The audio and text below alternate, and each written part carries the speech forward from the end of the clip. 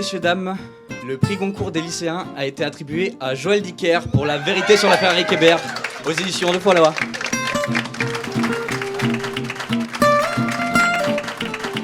Monsieur Dicker, j'ai l'honneur de vous annoncer que vous avez gagné le prix Goncourt des lycéens. Incroyable. Je suis tellement contente pour vous. Incroyable.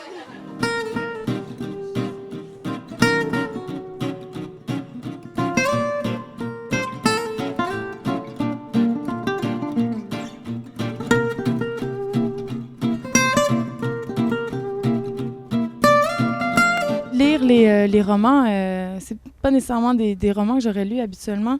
Donc, ça m'apprend des nouveaux styles, j'apprends à connaître de nouveaux auteurs. Donc, pour ça, c'est vraiment intéressant.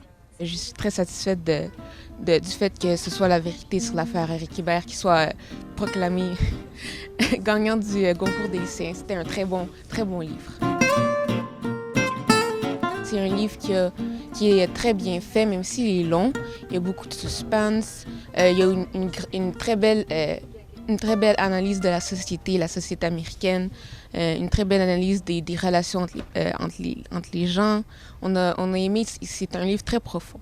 Il nous parle que l'écrivain peut avoir le syndrome de la page blanche, le fait de ne pas réussir à écrire. Et moi, je m'y suis retrouvée parce qu'il y a 3-4 ans, j'arrêtais pas d'écrire et je me suis tout d'un coup arrêtée parce que j'avais plus d'inspiration.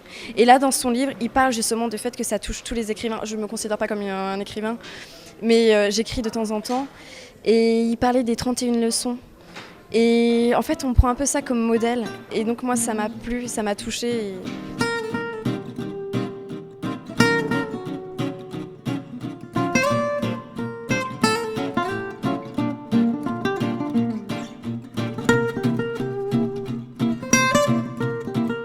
Je suis fier de voir en même temps de quelle façon le choix des lycéens s'est imposé toutes ces dernières années comme un choix pertinent et la qualité des sélections de ce jury. C'est le cas encore cette année.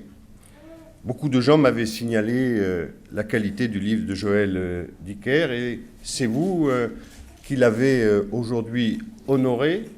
En même temps, et je lui disais que c'est un signe positif pour lui, que les immortels de l'Académie, et c'est une première version du contrat de génération peut-être, mais en tout cas pour un écrivain, d'avoir à la fois l'adhésion d'un public, disons jeune, plein d'avenir, et en même temps la reconnaissance des plus anciens, c'est, je crois, un bel hommage pour lui.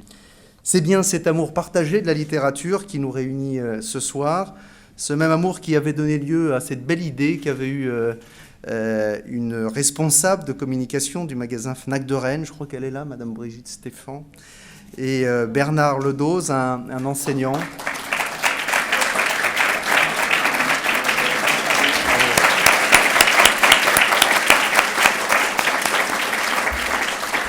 Tous les deux, vous aviez eu cette belle idée de rencontre littéraire dédiée aux lycéens. Et puis, de Rennes, c'est devenu national.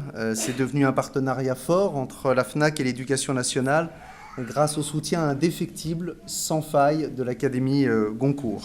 Tout a été dit sur ce livre, je ne vais pas vous en parler, je vais juste dissiper un malentendu qui est très répandu. Ce n'est pas un roman américain, c'est un roman sur l'Amérique. Ce n'est pas la même chose. La deuxième chose, c'est que c'est 600 pages, ça passe hélas, trop vite, contrairement à ce qu'on pourrait croire, et ça n'a pas effrayé des jeunes de 16 ans qui ont lu tous les livres. Les 11 livres, ils les ont tous lus. Parce que la façon dont ils en parlent, la liberté, l'esprit critique qui est le leur, parfois la pugnacité, parce qu'ils se sont quand même pas mal engueulés, hein, si on a pu en être témoin, c'est remarquable. Je suis très, très touché ce soir parce que j'ai une conviction dans la vie qui est celle que nous sommes dans un monde un peu difficile aujourd'hui. Nous sommes face à des responsabilités qui sont lourdes. Nous sommes dans un monde où on nous dit souvent, vous les jeunes, votre avenir est limité. Vous faites des études pour lesquelles vous n'aurez pas de travail ensuite. C'est la crise, c'est la guerre. On ne sait pas ce qu'il adviendra du monde ou de l'Europe. Certains prédisent même la fin du monde pour le 12 décembre 2012. On y est presque. Et c'est très embêtant. C'est très embêtant, vous voyez, quand on est jeune.